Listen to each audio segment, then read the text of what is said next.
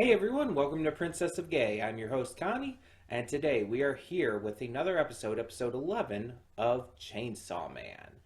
So, this is the penultimate episode of the series for now. We're more than likely going to get more down the line.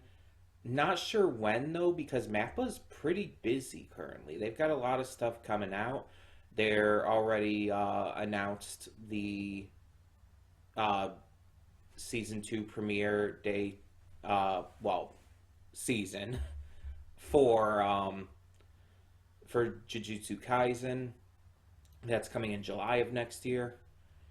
And yeah, they've got some new stuff coming out. They've got a lot to work on. And while they've been really hitting it out of the park, and it's probably at least partially a different team than is working on this other stuff, you also have to acknowledge that they're still going to have to like really work on it and improve on it. And like now that they've gotten the feedback for season 1, they have to make it better, you know? And I think they will. I very much think that they will do that. Um, so I don't see season 2 happening until at least the fall season of next year. So pretty much being an entire year's wait. I just can't see it happening before then. Um, but that also means that it'll be worth it when it does come. I could be wrong. It might come sooner. It's possible. But I don't see it happening. Not with everything else on their schedule, not with everything else that's probably still needed to be done. I mean, I'm sure they've been working on it already. I'm sure. But I just don't see it coming out before then. It's definitely not coming out before Jujutsu Kaisen. That would make no sense.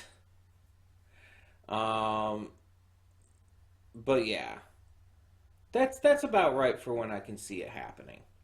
But you know it's going to come because this series has gotten really huge acclaim. People have been praising it to high heaven. There have been a couple detractors, but they're very much in the minority here. Most people have been praising this, hell, even before the first episode technically aired. Even when all we had was a PV to go on, people were praising its its animation, its look, its style, and of course that has gotten more apparent after its release. Plus, now people can also praise, for those who haven't read the manga, the story, the characters, etc. And those who have read the manga have been praising this already, even before an anime adaptation was announced. So it's kind of like the perfect storm. You have a manga series that's already super popular with a studio that has recently already done another really popular series and done it well, and various other good adaptations as well throughout the years. And then they put all this effort, all this passion into this adaptation. It's like it's perfect. It's exactly what it would need to be.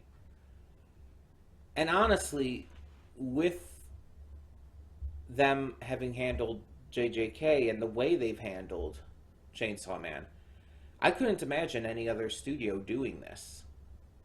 I couldn't imagine another studio being able to handle this better than they could.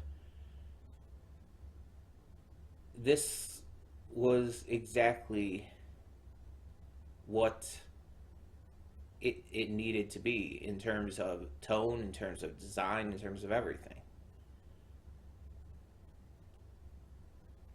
So I'm very impressed. And I think Mappa is the studio that's getting a hold of One Punch Man for season 3, if I remember right. Which, if that is the case, that is very promising. Like, for those who were bitchy about season two's animation drop, despite, the story and characters being so drastically better than in season one, for those that were bitchy about the animation drop, which was not important at all, I think that they're going to, I think they're going to get better in that regard with season three. Um, maybe not on the same level as season one, just because again, it's still a different studio. It's not Madhouse doing it anymore, no matter what, and different animators and everything. So it's still going to be different. But if it is Mappa doing it, I trust them for that. The animation has been on point with their other works. So yeah. But let's actually talk about what happened last time. So Aki is feeling more vengeful than ever. It seems to be kind of his thing to search for vengeance, and whenever something bad happens, it just fuels that even more. And it's never a good thing, and it's never well handled. It's very, very clear, even without knowing the fact that he only has 2 years left, according to the Curse Devil. It's very clear that he's on a path towards death, that he will die. Aki is the kind of character who not only would sacrifice his life for this, but there's literally no other way his story can go. He has to sacrifice his life for his character arc to be complete. Because that's what everything is working towards. And that's, some people would say that's not great for a character arc to literally be centered around making sure a character dies. like again, everything in his character arc has been leading to that. It's like everything is in service of making sure he dies. That's very different. Usually character arcs are trying to improve on a character or make them survive. It's usually trying to, bring positive change. But Aki is so lost in his circle of revenge here that's not going to happen. And don't get me wrong, I think that Aki has already faced some positive change. He's, as Makima even said, he's lightened up since meeting Denji in power. He's definitely connected with them, even if he doesn't entirely want to admit it. And on top of that, he's shown more and more how good of a person he is. And we see that it's not a case of he needs to become a better person. That's not the issue here. The issue is his tunnel vision is so directed towards revenge that it's all that matters to him. Especially now after Himeno's death. He very much loved Himeno. Maybe not romantically, but he loved her. And he knows she did love him romantically. He very much knows. And while he didn't reciprocate those feelings, he still cared for her so greatly that her death hurt him bad. probably it's said, Himeno had said that he's cried for like all of his partners dying and all of the other rookies and stuff dying, that he cries for people. But I truly believe that this is the most pain he's been in since his family died. And this is going to set him over the edge. This is what's going to lead to his death. And I still think his death is going to happen fighting the Gun Devil. It would just be thematically right to do it that way. His entire issue, his entire revenge is towards mostly the Gun Devil. Like, even with everything else, Himeno's death and everything is connected to that. The Katana Man and this girl, whose name I cannot remember, they work for the Gun Devil. It all comes back to that. So, with that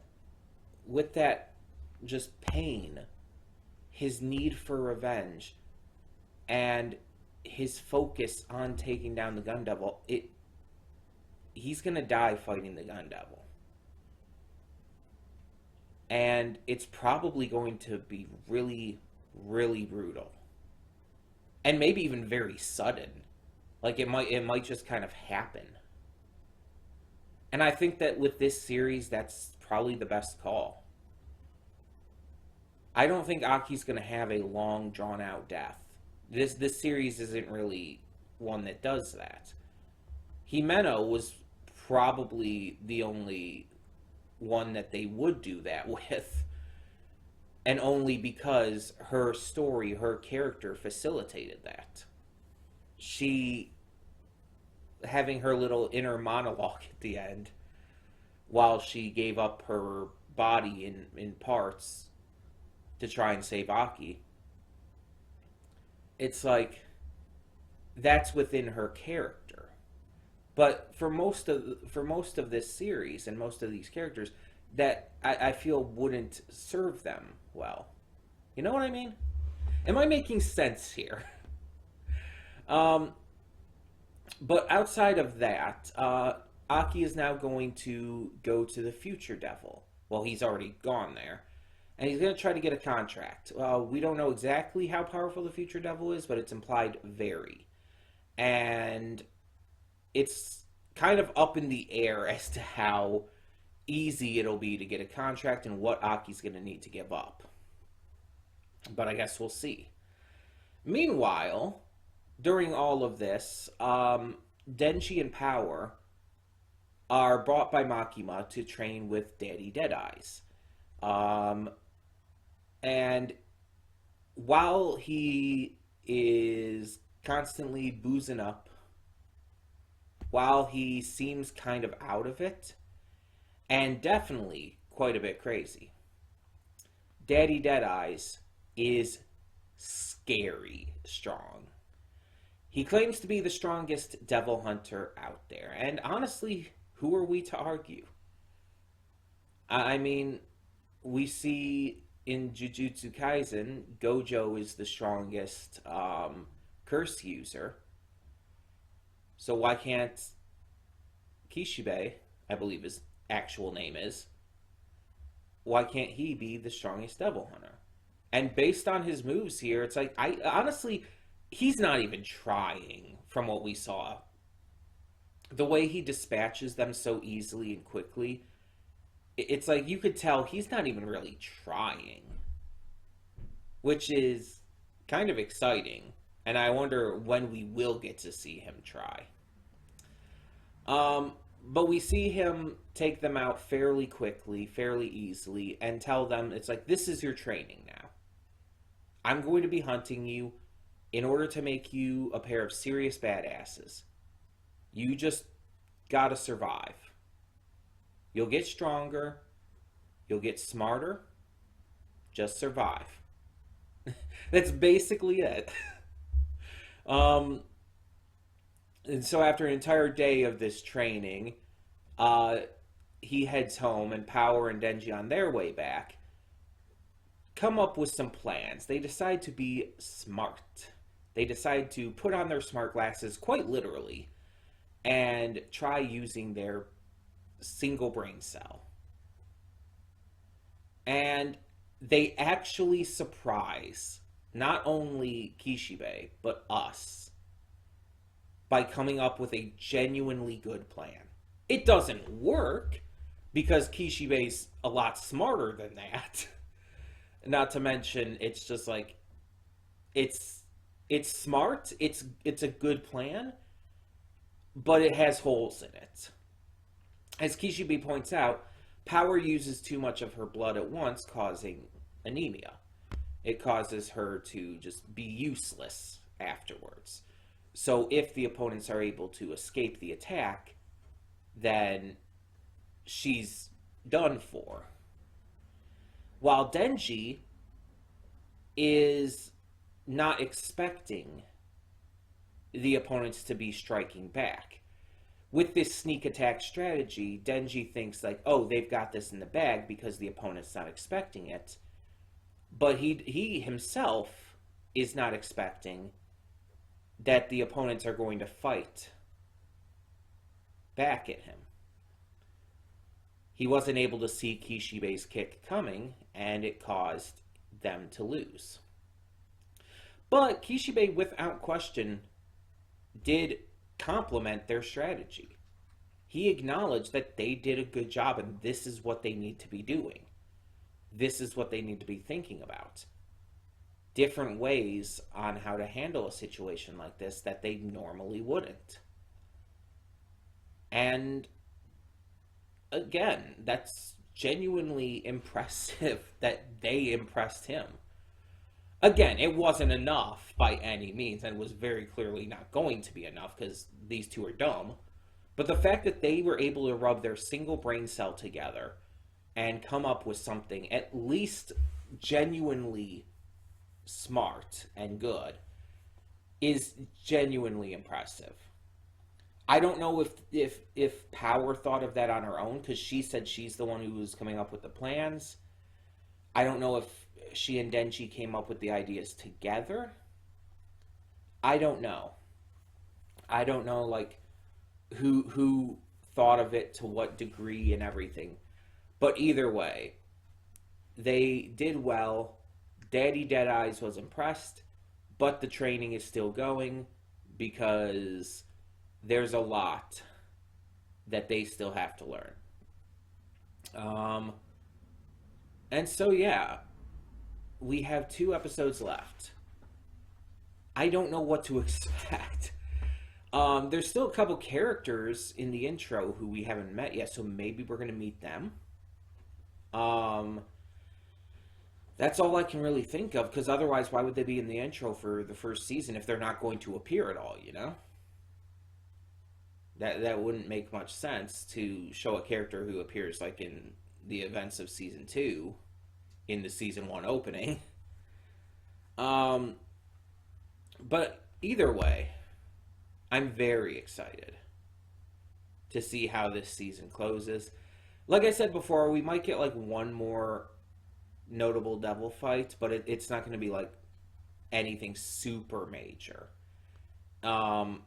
It's just going to be like maybe set up to show Aki's new abilities with the future devil, or maybe to show Power and Denji getting stronger. But yeah, I think that no matter what, this is going to end really well, and I truly believe that this season has been pretty damn great. But these pre-thoughts are way too damn long, and you guys probably, for those of you who do watch the pre-thoughts, want to just get on to the reaction. So let's do that. I had a lot to say today. When the screen fades to black, pause this redirect and go to the description below. Follow the link to the reaction, and after you watch it, come back here to the redirect and resume play. Because after it fades black and then it fades back in, everything from that point forward will be my afterthoughts and will contain spoilers to the episode. So, that being said, thank you so much for tuning in, and I will see you at the reaction. And we are back, and we'll begin with spoilers in 3, 2, 1, now. Okay, so, yeah, we got all of the other characters we hadn't met yet in one fell swoop. They're just part of the new Division 4. So this is our last mission, though. This is our last mission for the season. We are going after the Katana Man and his associate. Sawatari, I think her name is. But they're going after them, and that makes sense. It makes sense to kind of at least try to wrap this up by the end of the season, rather than just ignore it and come back to it sometime in the future.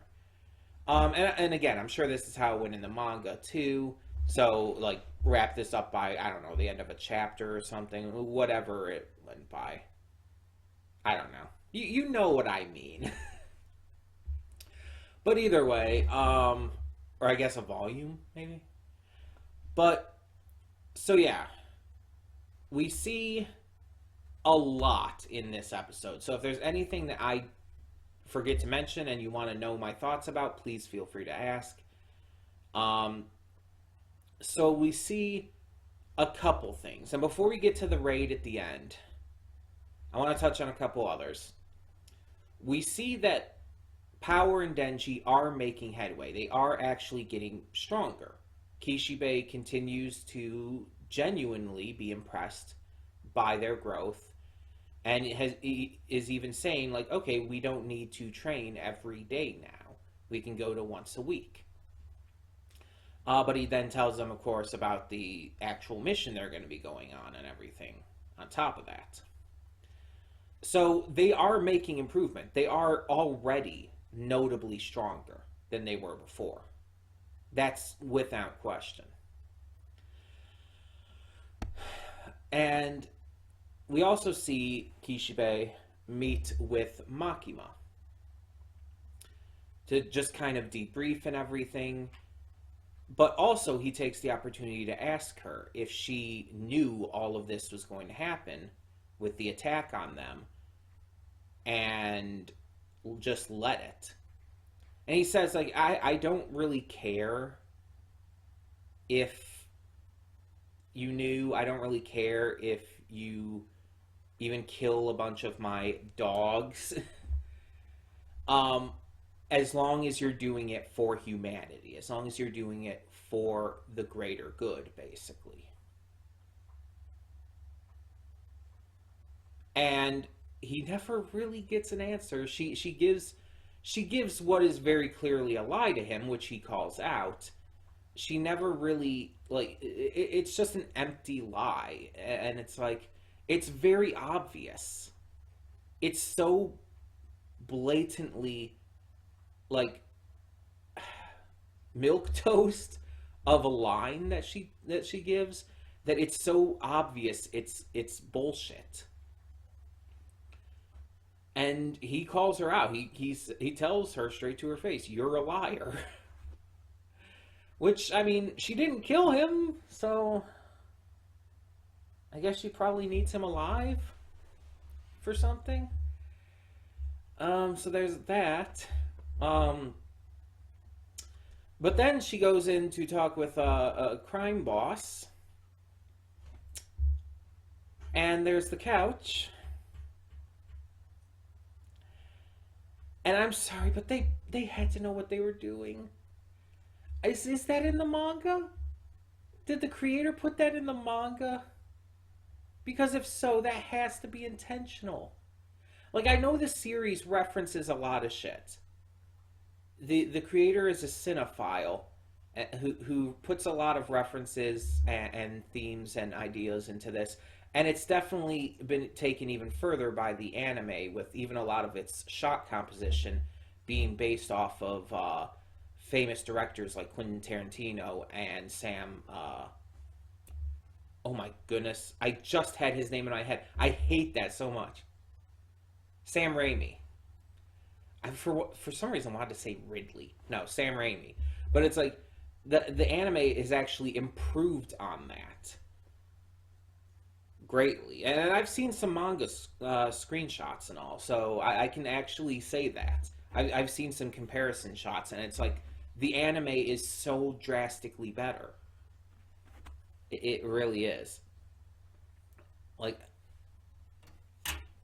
maybe some of the panel work in the manga is really good, but it's just like with how the inspirations behind this series, it's like, how can the anime not be better? It just makes sense. Anyways, though, they if that was in the manga, it has to be intentional, right? Because if that's unintentional, that is the most insane coincidence. Because it is so on the nose about it too. Like, I'm trying not to like go into detail because it's like I'm not gonna just spend forever talking about porn in a Chainsaw Man reaction video, but it's like it's a porn scene. For those who are confused or may not know, it's a porn scene. It's a famous one, and it's a little blonde girl sitting on a couch surrounded by a bunch of men. Let's just leave it at that. It's been like parodied by a lot of like fan artists who have put like characters and stuff on there. But it's like, I mean, obviously the situation's very different with the power dynamic in it. Oh my god, I hate it. But it's like, it's so on the nose. It's so blatant. It can't be a coincidence. If no one else has realized that, I will be shocked. And if that is intentional, fucking why?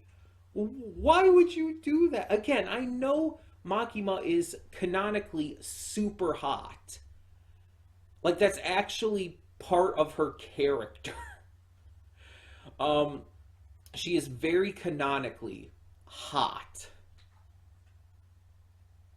Like, even beyond just being hot to Denji, it's like we've seen others like Aki thirst after her as well. And it's just like, okay, that's fine. Characters being canonically attractive is completely fine. But to reference something like that, it's like, I mean, there's a lot of not safe for work fan art of Makima. There is. I've seen some of it, and it's nice, but this is in the series, and again,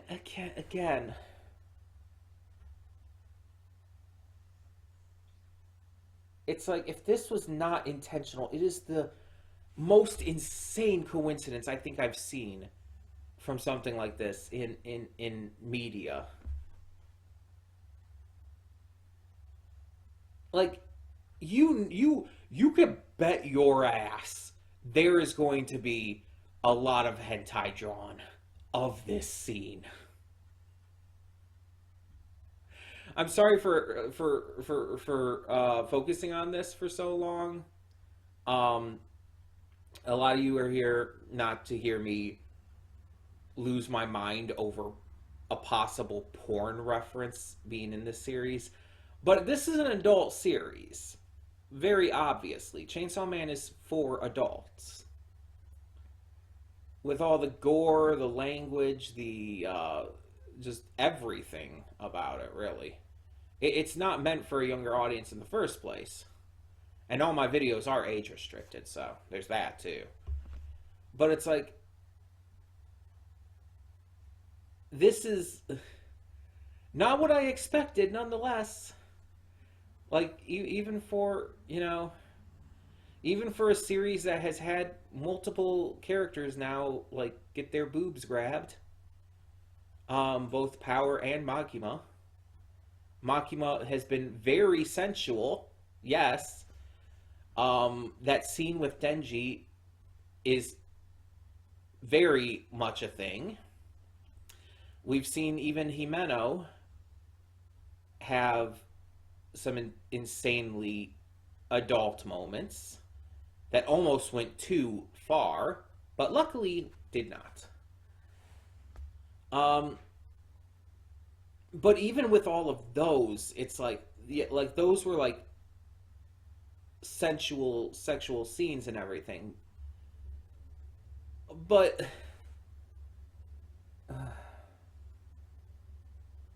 I mean, I guess it's up to you whether what you consider more insane, just a character getting like high def breast grabs and shit, and near sex experience, or literal porn.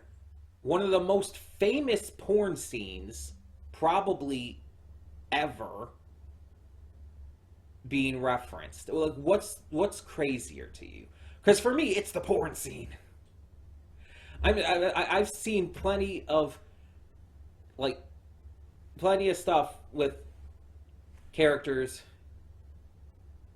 getting sexy or sexual or whatnot in anime, and there's obviously a lot of ecchi out there. Um, Recently started watching Keijo. Obviously, we did reaction interspecies reviewers, but it's like, this is not an ecchi, really. Like, it's not. So to have that in there is just, it throws me off so much. It's so, and again, it's just a single visual that doesn't even entirely, um like, someone who didn't know the scene could look at that and not know that that was referencing porn at all, unless you know of that porn scene. Then you're not going to get that reference. But still, if you know, that's it's intensely shocking. But I'm gonna move on because we still have to talk about the raid at the end, and honestly, I don't want to just have all of this just talking about porn. I could make other videos for that. Um, Not that I will, but I could. Anyway, this has descended into lunacy. And speaking of descending into lunacy, we have the raid on Katana Man and Sawatari. And their horde of zombies, because apparently there's a horde of zombies in the basement. I mean, I guess where else would you keep them? Right? But that is clearly a distraction tactic, and is being used as kind of a little useful strategy by Sawatari and Katana Man.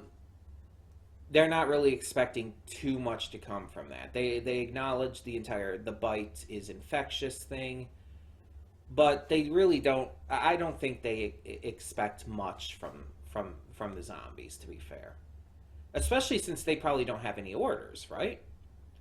Because the zombie devil is dead,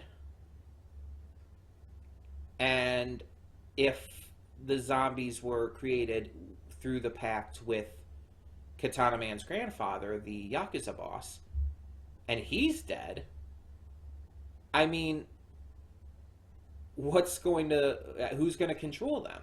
No one else would have the ability to, right? So they're basically just mindless husks there to more or less take up space.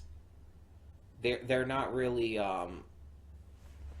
they're, again, meant as a distraction. And it's kind of working. Most of the squad is focused on them, with the only one who's really not at this point being Aki, who does come into contact by the end with Sawatari. My hair is not cooperating right now at all. But yeah. We get to see the new squad members in action in this. I'm just gonna brush this aside. It's not cooperating. It's going away. It's being punished. It's not even cooperating for that. But we get to see the new squad members in action, and just get to meet them in general, for the most part. So we have this shark dude. He's a shark fiend, and like as we've been told in the past, fiends' notable features are their heads usually. So his feature is his head is definitely very different. It seems normally, but he can also change his head into just a shark head, and it's for some reason super fucking adorable. Like, let's see if I can get this back up real quick. I'm gonna mute this obviously so no audio plays. But it's like the eyes were so big and chibi-ish. Like they were like, for lack of a better term, they were kawaii. Like, let me see if I can find this again.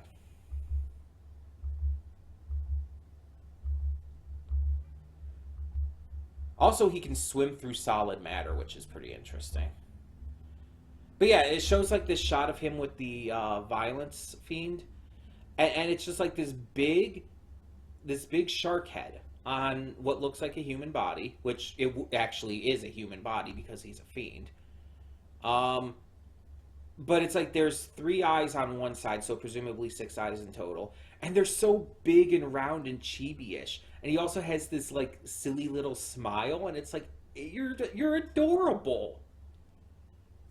It's like you're genuinely cute. Why are you cute? Why? Why is this a thing? But the violence fiend, has to wear the mask, and on top of that, it's like this plague doctor mask, and like I guess expels poison. But yeah, he's apparently stronger than his normal devil form, or at least strong enough, close enough to his normal devil form strength. And yeah, he's, well, violence. So we get to see him just being violent. That's pretty much it.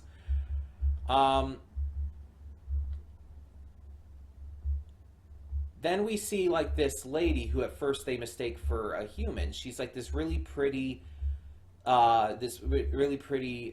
almost fancy like woman, it looks like. Like she has like a very, very nice, very beautiful dress on and everything. But her, like, with her hair, like the long black hair that's kind of hanging over her face a bit, she kind of reminds me of the girl from The Ring. I think in the Japanese it's Sadako. In the English version of The Ring, the American version of The Ring, she has a different name. And I can't remember. Samara, that's it. Samara Morgan. She kind of reminds me of her. But then she turns around and you see like there's this like seam across the center of her face. And it's like, oh, that's creepy. That's unsettling. And then we also find out that she is a spider devil. Or a spider fiend, rather. And her spider legs are still like human legs, and it's like, oh, that's unsettling. I don't like that. But they're also really long and like have like multiple, I guess, knees, and it's like, oh, the more I think about this, the less I like it.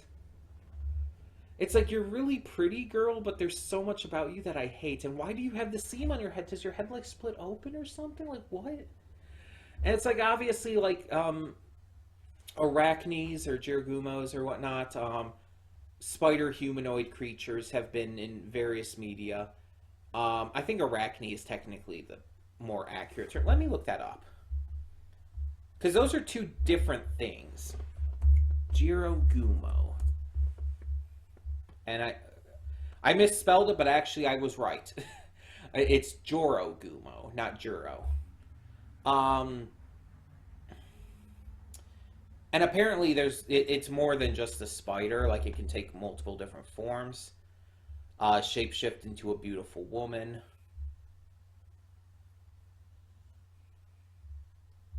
Usually eats humans, all of that jazz.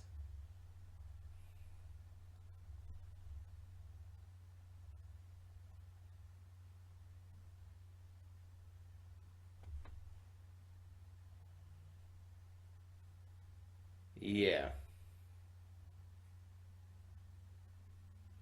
So apparently, in a specific work called Gazu Hyaki Yagyo, I might be mispronouncing that. I apologize if I am. But in that, it's depicted as the Spider Woman. That's where that comes from. But apparently, it can be like I guess multiple different types. Like it says here, a type of yokai, a creature, ghost, or goblin of Japanese folklore. But it's the actual meaning of the kanji is woman spider. Hmm. Interesting.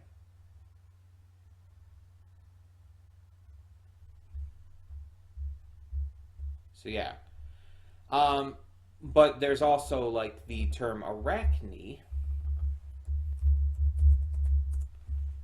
which let me get up here. Um,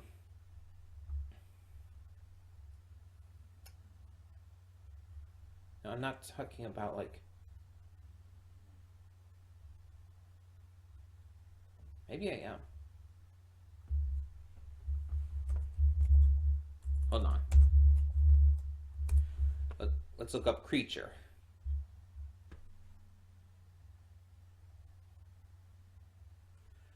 Okay, so Arachne was Greek mythology, so that's the difference. So Jorogumo is actually correct here, because this would be definitely based more on Japanese mythology.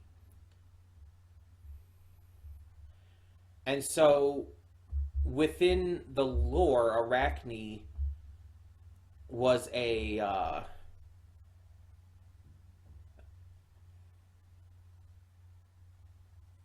talented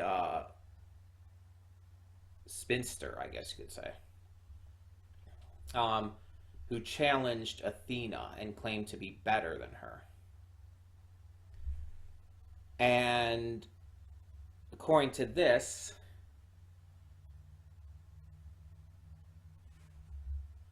Athena was upset that Arachne was better than her and beat her to near death out of rage. And because of the shame of it all, Arachne hung herself and was transformed into a spider.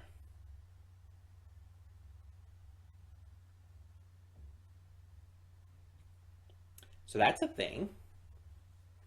That's a thing.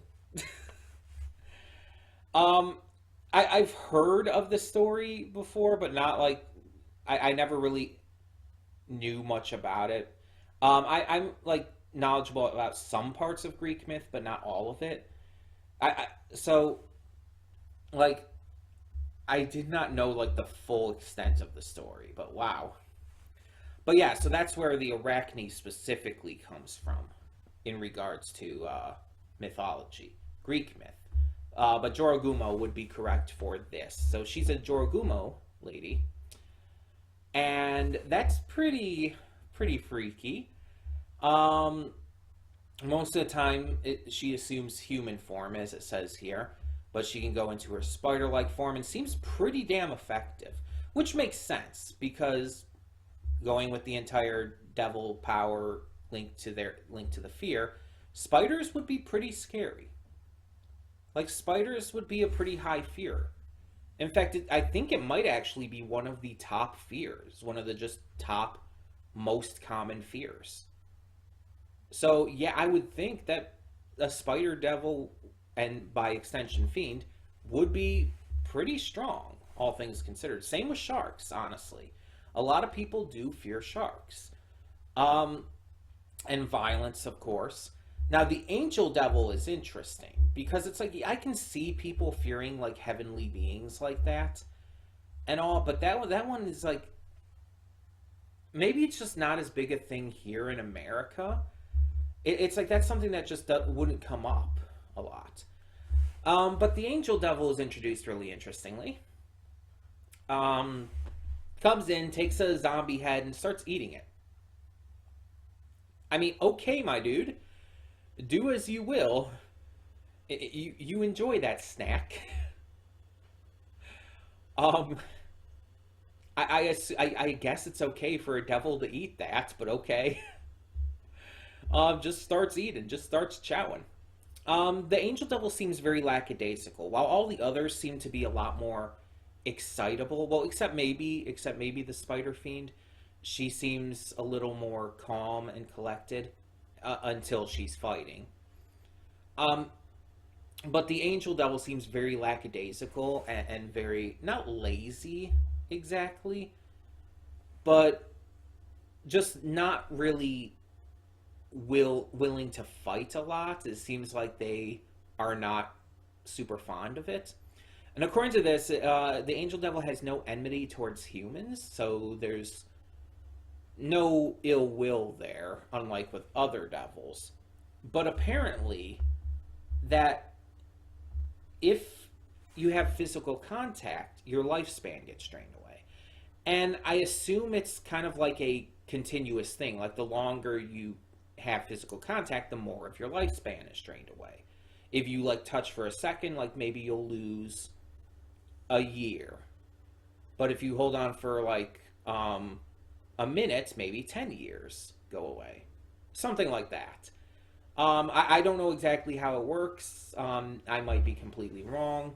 Don't tell me, obviously, if that's a spoiler.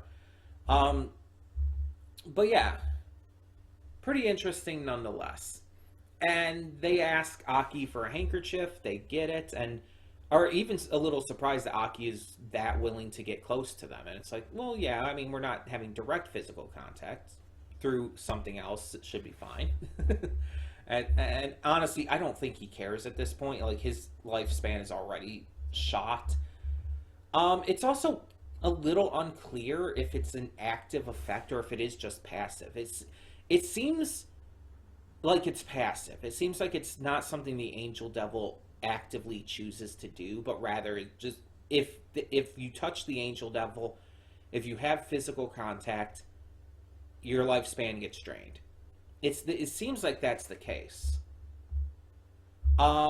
But also pretty interestingly, Aki starts getting shot at, and I guess maybe as thanks for the handkerchief, the angel devil actually grows out their wing and to protect Aki, to shield him, and that's pretty interesting. I know that they have no enmity towards humans and all, but that doesn't necessarily mean they like humans. It just means that they don't hate them and don't see them as an enemy. So, but I guess again, probably just as thanks for the handkerchief, or maybe like impressed by the fact that Aki was so willing to get that close.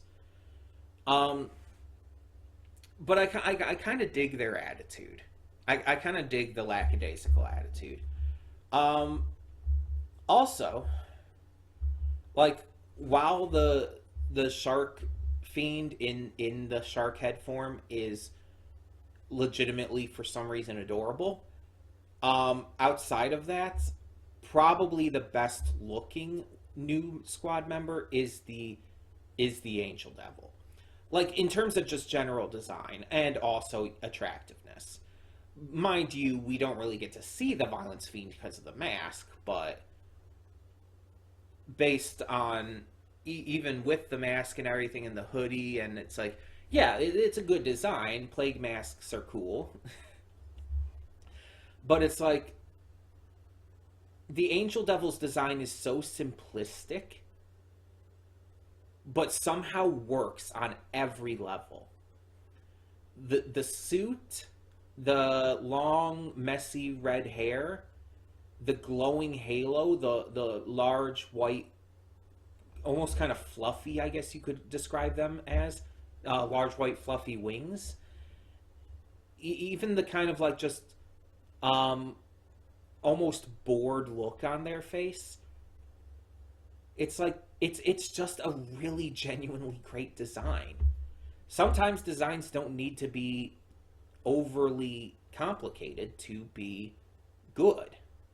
Sometimes simple designs are just really damn good. And that is the case here, I believe. And again, they're kind of attractive, if I'm being honest. But like I pointed out, it's like you cannot have sex with them because you will die. Your life will be drained. um, Again, unless they can control that. If they can control that, then I guess technically they could. I I don't know how it works though. But it would be hard to be with someone without having any sort of physical contact, you know. But we see here that Aki confronts Sawatari and she has the ghost devil. Now, what happens here is interesting because it's like, okay, you could assume that after Himeno's death and all, of course, someone else could contract the ghost devil. And I guess Sawatari logically could. I don't think the ghost devil really cares what side she's fighting on. I don't think it matters. But the more interesting aspect of it is what Sawatari says. She tells the snake devil to spit it out. I didn't really touch on that too much in the reaction itself, but what does that mean? Does that mean that she doesn't actually have a contract and that something about the way that the snake devil ate the ghost devil before gives her control over it? I don't see how that would be a snake thing, though. I don't see, like, what the connection to that would be. But it's like, I don't know. I don't know how else that would make sense as to why she would have, why it would be in the snake in the first place. Because the ghost devil is normally invisible. And also, this is like the full ghost devil form, too. The form that the ghost devil only took on when Himeno gave everything. So, and I doubt Sawatari's giving everything. I mean, hell, we even actually see what happens. Like, when she says to spit it out, her fingernail goes away, like it normally does with the snake devil, right? But then the ghost devil comes out. And from what we can tell, she didn't give up anything else. So, this is something related to the snake devil. This isn't the ghost devil. Maybe it's not actually the ghost devil. Maybe it's like some kind of trick of the snake devil. Snakes are cunning. That's a common trope. That dates all the way back to the fucking Bible. So yeah, it's like maybe that's the idea. Maybe it's some kind of trick. But I don't know. It seems like it's there. Like it bleeds when Aki cuts it, but I don't know. It's hard to say. I assume we'll probably get an explanation, but I don't know. Either way, this episode, like as you could tell from these afterthoughts, the length of this, there has been a lot to talk about. Between my rambling on about the possible intentional porn parody in this, or reference rather, to just talking about all the different new characters that were just suddenly introduced, and you know, Makima being the spawn of Satan. I'm sorry, but it's so fucking obvious, and other reactors notice it too. Like, I'm not the only reactor who knows she's a devil. It's so obvious. Everything is pointing it out. Everyone else is calling her out on this too. She's clearly fucking evil. She's clearly not doing this for the sake of humanity. She's doing it for her own reasons and goals, and we don't know what those are. But it's so fucking clear she's the bad guy here. Even Kishibe's calling her out on this. And the thing with the eyes, it's like there's nothing that makes that okay. Like she admitted these eyes are like from associates of them, right? And she like mentioned family and stuff too, and it's like so you literally pluck the eyes out of innocent people. You claim you can put them back. But you literally pluck the eyes out of innocent people just to send a message. It's like, this is the fucking horse head from The Godfather. Like, come on. This is totally needless. And it's just like, you're just doing this to be a fucking asshole. To be a fucking evil asshole. And I want to make it clear, don't get me wrong. I love Makima as a character. I think her character is actually fantastically written. I'm just saying, it's super fucking obvious she's the bad guy here. I don't know what her goal is. I don't know why she's doing what she's doing. I don't know why she let this attack happen and let all these people die. I honestly just think she doesn't give a shit about human life in general, but I think there's more to it than that. And on top of it, I still stand by that she's probably like a manipulation devil or something like that. Because manipulating others is clearly her forte. It's clearly what she's best at. And that would go in line with what we've seen of her powers, too. Her powers could very much, like, work in the realm of manipulation. She is manipulating the physical state of others.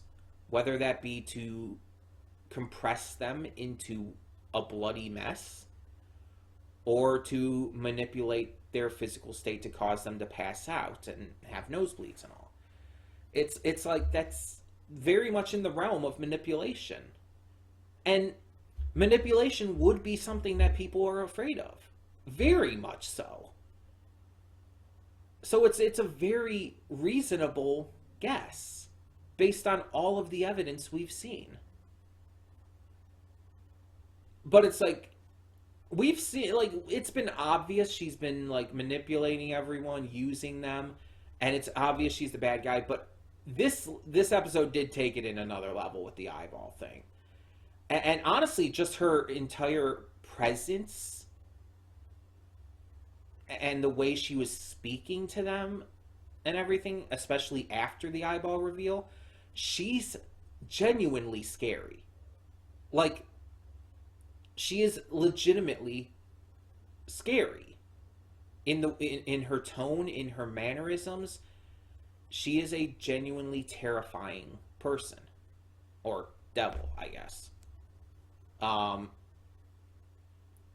it's like, I've said before that I actually think the dub voice actor, the English dub voice actor, is actually better, which is really surprising. And she's the only character I think that for. And that's nothing against the Japanese VA. She does a great job as well. But the English voice actress is so perfect for Makima.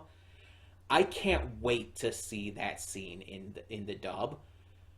I already know I'm gonna get chills. I already know I will get chills because I can already imagine how the dub VA is going to deliver those lines and how genuinely frightening she is going to be, much more so in that context with the dub. And again, this is nothing against the Japanese VA. I love the Japanese voice acting for her as well. It's one of those rare occasions where I do prefer the English voice for her. I think it's better in my opinion. And she's like the only one in this series I think that with. Otherwise, I think all of the Japanese voices are better. At least for the characters I've seen in the English so far. So I can't say I'm like certain characters yet. Like the ones that just debuted in this episode. But yeah, this was a very good episode. Again, you could tell with just how much I had to talk about it. I did not intend these afterthoughts to go on for like 40 minutes now. I apologize, but again, there was so much to talk about. There is so much I wanted to mention here. And again, I might not have even gotten to everything. Like I said before, if there's anything that I did miss, please feel free to bring it up, and especially if you want to know my thoughts on it. Like, I haven't even mentioned a lot about the future devil. In fact, I don't even know if I've mentioned the future devil in these afterthoughts, but this has gone on long enough.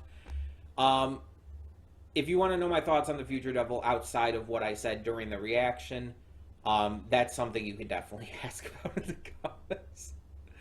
I'm sorry, it's just this has gone on way too long. We're already 40 minutes in. Tell me in the comments below as well what you thought of this episode of Chainsaw Man. And for now, I'm Connie and I'm signing off. See y'all next time.